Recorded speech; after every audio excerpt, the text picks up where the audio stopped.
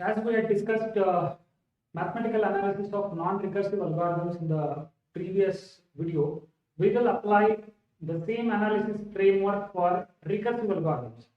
Recursive means the algorithm will call to itself. Say we will take a very fundamental example, finding the factorial of n. So n factorial is equal to 1 into 2 into 3 into so on up to n minus 1 into n. So we can write like this. The same n factorial can be written as n into n minus 1 factorial. N into n minus 1 factorial. So if I convert this to an algorithm, if n is equal to 0, then 0 factorial is equal to 1. This is the initial condition or basic condition we know. And if n is greater than 0, else we are going to find f of n minus 1. We are going to call the same function with n minus 1 as the input and multiply that with the n. So if we want to analyze this algorithm, how fast it works, or the time complexity of this algorithm, again we need to go for the same similar steps, the framework what we had defined earlier. That is, we have to go for identify the size of the input. That is, we need to decide the size of the input. Here, when we want to find the factorial of n itself is the size of the input. Second one is basic operation. We have to identify the basic operation of the algorithm. So what is the basic operation here? That is multiplication. Multiplication is the basic operation. And third, we need to go for whether we have to go for worst case, best case, average case. Whatever the input n is, it will always work in the same fashion. So it does not depend on any other properties of the input. We need not to go for this step in this case. Then we need to set up a sum. Is it possible to set up a sum? See that there is one multiplication here, but how many times this basic multiplication is going to happen? The basic operation here is multiplication. How many times this multiplication is going to happen? Definitely it depends on the size of the input. So we know that one multiplication is going to happen, but we don't know how many number of multiplications are going to happen for this one. So we call this as m of n minus 1. We don't know. So m of n, which is the total number of multiplication, is equal to the number of multiplications which will happen for the call n minus 1, and one multiplication, that is this one. So we call this as recurrence relation. Instead of setting up a sum, we set up a recurrence relation. Recurrence relation which will include the recursive calls. Which will include the recursive call. We call this as recurrence relation or recursive equation. And we need to have the basic condition, that is initial condition. What is the initial condition here? When n will become equal to 0, there are no multiplication. Directly it is going to return 1. So m of 0, that is when the input is equal to 0, it will be equal to, this will be equal to 0. The number of multiplications are equal to 0. So let us try to solve this recursive relation or recurrence relation, m of n minus 1 plus 1. So for this, how many number of multiplications are going to happen? So this will be m of n minus 2 plus 1, this plus 1. I have replaced for this part. M of n minus 1 again, this plus 1. So again for this will be equal to m of n minus 3 plus 1 plus 1 plus 1. So this is m of n minus 3 plus 3.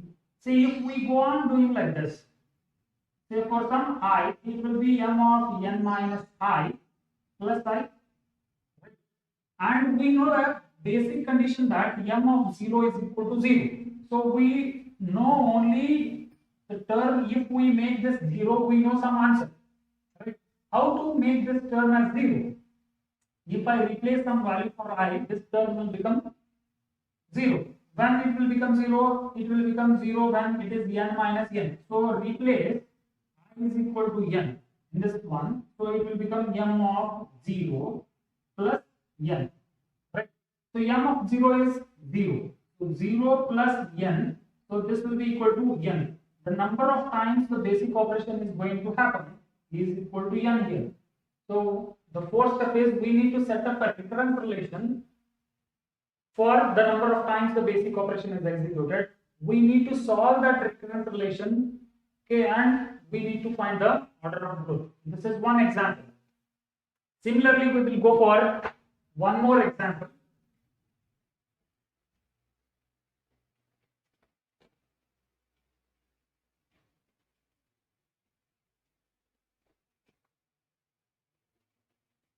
All of we know Tower of Hanoi problem, Hanoi puzzle.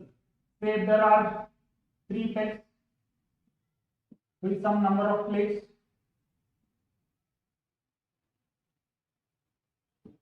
Say this is source, this is auxiliary, that is temporary, and this is destination. We need to transfer all these plates from the source to destination, such that we should not place the bigger plate or larger plate on the smaller plate, and we need to move one disk at a time or one plate at a time. How will we do that? We know the process. So we transfer all the n minus 1. If there are n number of plates, we transfer all the n minus 1 plates from source to auxiliary. Then we are left with only one plate, that is the largest plate. We will transfer that from source to destination. That is the second step. One plate. And we will move these plates which are there on the auxiliary n minus 1 from auxiliary to destination, considering the source as the auxiliary. So totally how many number of moves are there?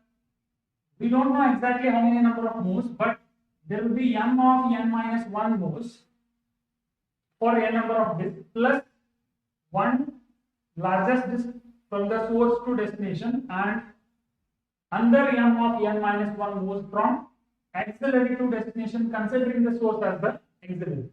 So this will be the recurrence relation for Tower of Hanoi puzzle. And the basic condition here is when there are no plates, there will be 0 moves.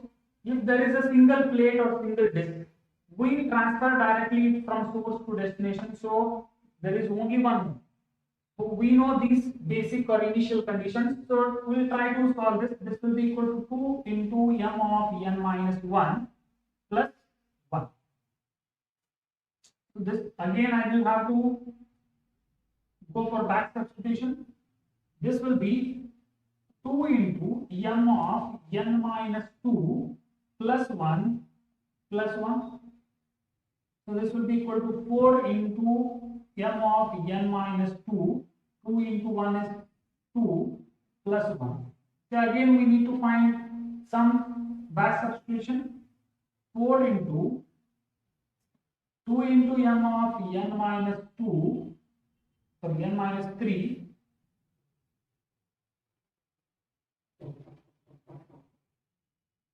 plus 1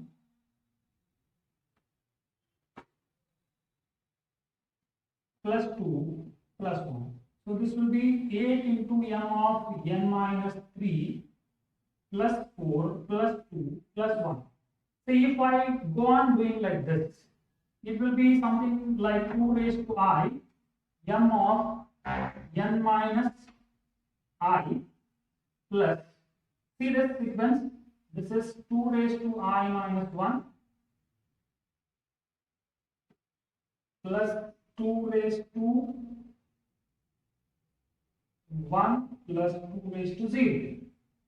So it is 2 raised to I minus 1, 2 raised to I minus 2, 2 raised to I minus 3, so on up to 2 raised to 0. This sequence. And we know the basic condition that this will m of 1 is equal to 1.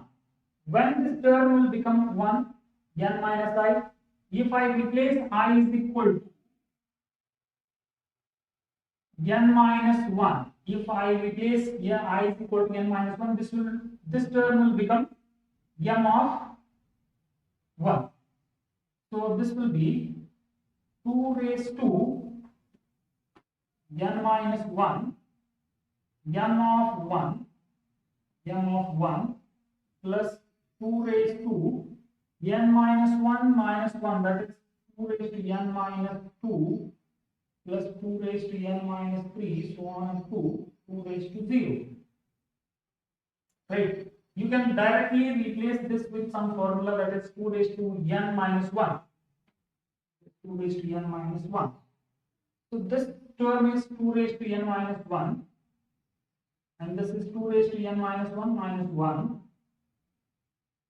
So this will be equal to 2 raised to n minus 1. This will be equal to 2 raised to n minus 1. So the number of moves will be exponential here, that is 2 raised to n minus 1. This is what we can get. So again we have applied the same procedure here, but in recursive equations we need to find the initial condition, that is must. But again we have to find the size of the input, then we need to identify the basic operation. Third one is whether we have to go for worst case, best case, average case, that we need to identify. Then we have to set up a recurrence relation and initial condition. Then using standard rules of mathematics, we need to deduce the formula using backward substitution. This is how we can mathematically analyze the recursive algorithms.